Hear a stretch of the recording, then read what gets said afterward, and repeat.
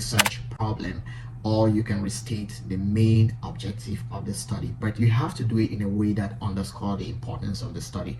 Hello, welcome back to a comprehensive series on how to write your first research paper or article by yourself with ease. So if you've been following through, you've learned how to captivate journal editors, professors, and readers through a video such as a video on how to write an abstract, a video on how to write an introduction, the material part, and the discussion part.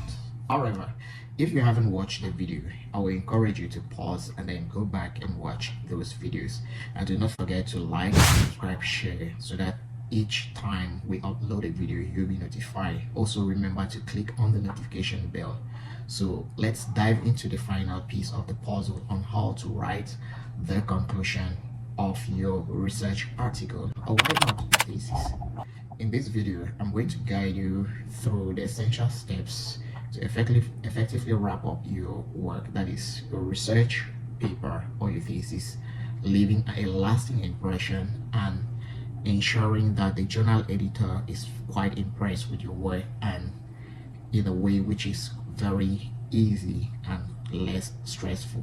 So let's finish strong. Hi, I'm Dr. Rajas, a research professor here in Korea. So I'll be taking you through 6 steps which you can use in order to write an effective conclusion for your research paper to ensure clarity, relevance, and engagement, and also while considering aspects that reviewers are usually quite strict and rigorous about when evaluating your paper. You need to know this, that writing the conclusion part of a research paper or a thesis is a crucial step that will encapsulate the core findings or summarize the implications of your work.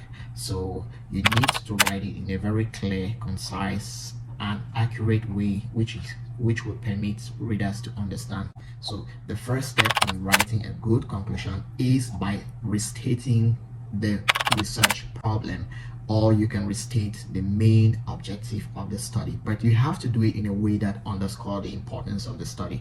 For example, you can say, given the increasing rates of climate change, understanding the factors that influence renewable energy adoption is very important. 2. The second step, or the second thing you can do in order to write a good conclusion, is by summarizing key findings.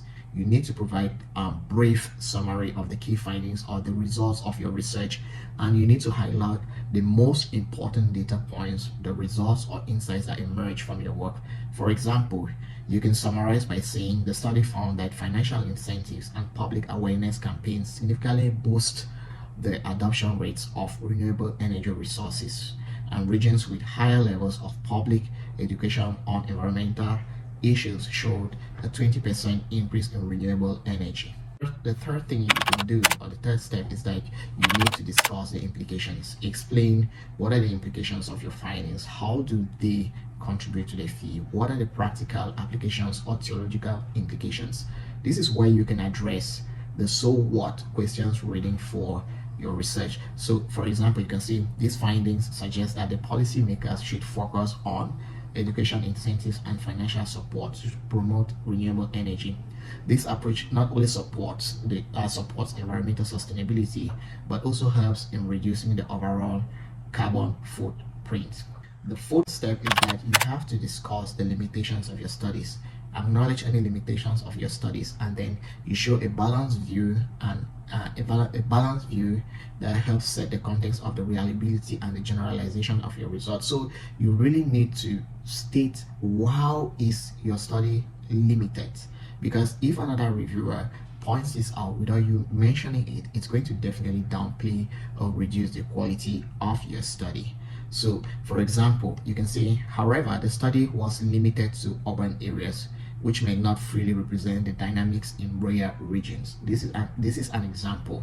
So the fifth step is to state or mention about future research areas. This is quite common when you're writing review papers, but for original research papers, some people often skip this step. So it's very important to suggest areas of future research interest.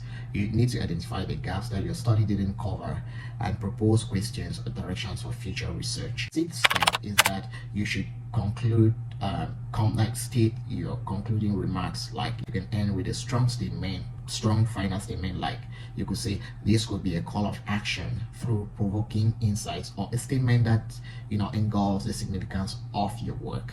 And if you'll be able to watch up to this level, congratulations, you learn important steps to enhance your ability to write your research papers, conclusion, or thesis. And by implementing these steps, you're well on your own, on your way to increasing your credibility, showcasing your research, and maximizing your chances of publication success. And if you found this video very helpful and useful to you, do not forget to like, share, subscribe for more valuable insights. And thank you very much for watching, and best of luck in your publishing journey. Bye.